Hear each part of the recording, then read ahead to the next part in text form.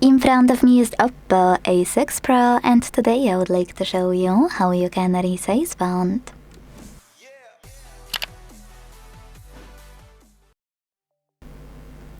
First of all, go into Settings and tap on Display and Brightness right away.